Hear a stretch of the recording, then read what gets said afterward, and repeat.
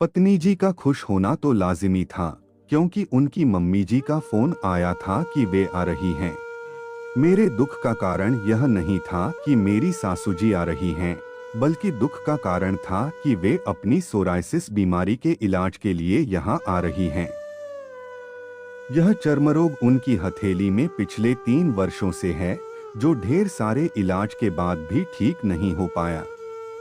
अचानक किसी सिरफिरे ने हमारी पत्नी को बताया कि पहाड़ी क्षेत्र में एक व्यक्ति देशी दवाइयाँ देता है, जिससे बरसों पुराने रोग ठीक हो जाते हैं। परिणाम स्वरूप बिना हमारी जानकारी के पत्नी जी ने मम्मी जी को बुलवा लिया था। यदि किसी दवाई से फायदा नहीं होता तो भी घूमना फिरना तो हो ही जाता। वह तो जब उनके आने की पक्की सूचना आई तब मालूम हुआ कि वे क्यों आ रही हैं। यही हमारे दुख का कारण था कि उन्हें लेकर हमें पहाड़ों में उस देशी दवाई वाले को खोजने के लिए जाना होगा। पहाड़ों पर भटकना होगा, जहां हम कभी गए नहीं, वहां जाना होगा। हम ऑफिस का काम करेंगे या उस नालायक पहाड़ी वैद्य को खोजेंगे। उनके आने की अब पक्की सूचना फैल चुकी थी, इसलिए मैं बहुत परेशान था। लेकिन पत्नी से अपनी क्या व्यथा कहता। निश्चित दिन पत्नी जी ने बताया कि सुबह मम्मी जी आ रही हैं, जिसके चलते मुझे जल्दी उठना पड़ा और उन्हें लेने स्टेशन जाना पड़ा। कड़कती सर्दी में बाइक चलाते हुए मैं वहां पहुंचा। सासू जी से मिला, उन्होंने बत्तीसी दिखाते हुए मुझे आशीर्वाद दिया। हमने उनसे बाइक पर बैठने को कहा तो उन्होंने कड़कती सर्दी में बैठने से मना कर दिया। वे टैक्सी से आईं और पूरे 450 रुपए का भुगतान हमने किया। हम मन ही मन सोच रहे थे कि न जाने कब जाएंगी। घर पहुंचे तो गर्मागर्म नाश्ता तैयार था। वैसे सर्दी में हम ही नाश्ता तैयार करते थे। पत्नी को ठंड से एलर्जी थी, लेकिन आज एलर्जी न जाने कहां जा चुकी थी। थोड़ी देर इधर उधर की बातें करने के बाद उन्होंने अपने चर्म रोग को मेरे सामने रखते हुए हथेलियों को आगे बढ़ाया। हाथों में से मवाद निकल रहा था, हथेलियां कटीफती थीं।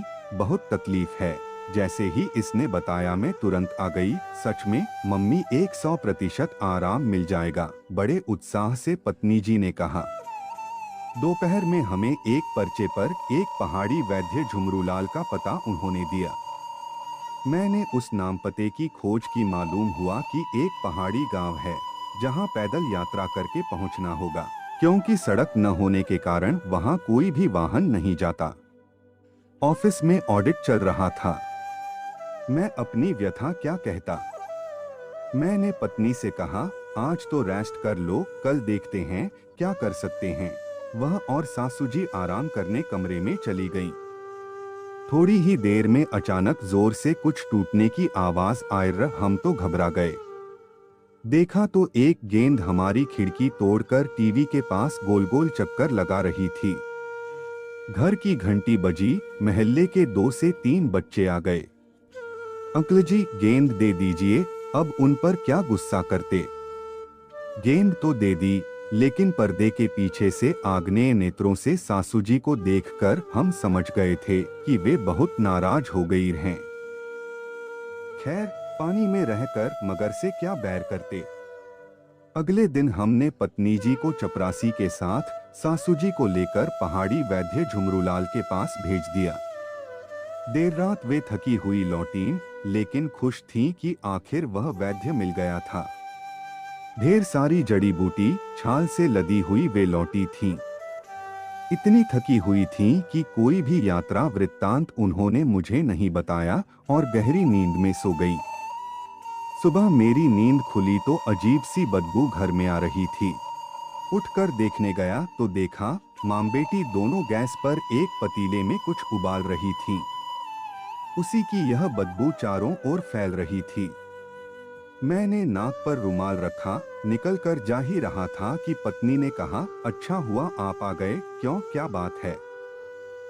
कुछ सूखी लकड़ियां, एक छोटी मटकी और ईंटें लेकर आ जाना। क्यों, मेरा दिल जोरों से धड़क उठा।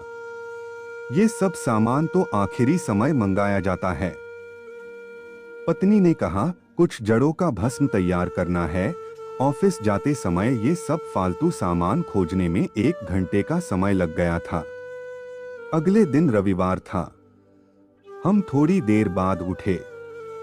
बिस्तर से उठकर बाहर जाएं या नहीं सोच रहे थे कि मोहल्ले के बच्चों की आवाज कानों में पड़ी, भूत भूत। हमने सुना तो हम भी घबरा गए।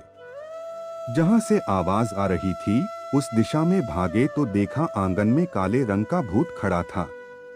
हमने भी डरकर भूत भूत कहा। तब अचानक उस भूतनी ने कहा, दामाद जी ये तो मैं हूँ वो भूत। अरे बच्चों की गेंद अंदर आ गई थी, मैं सोच रही थी क्या करूं।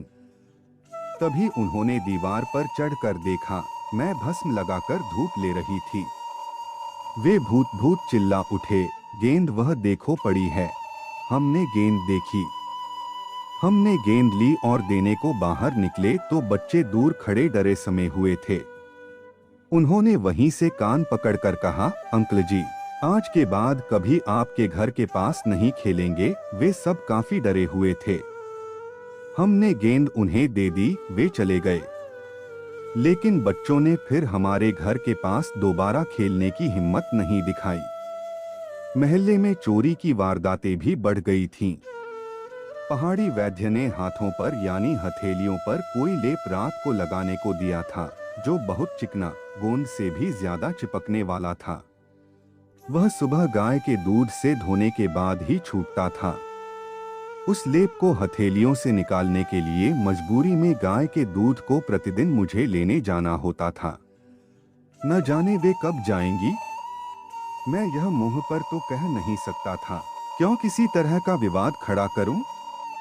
रात में मैं सो रहा था कि अचानक पड़ोस से शोर आया, चोर चोर। हम घबराकर उठ बैठे। हमें लगा कि बालकनी में कोई जोर से कूदा। हमने भी घबराकर चोर चोर चीखना शुरू कर दिया। आपका समय निकलकर हमारे साथ था, इसके लिए आपका धन्यवाद। अगली बार फिर से मिलते हैं नए और रोचक वीडियो के साथ। चैनल को सब्सक्राइब करना न भूलें। धन्यवाद और शुभकामनाएं।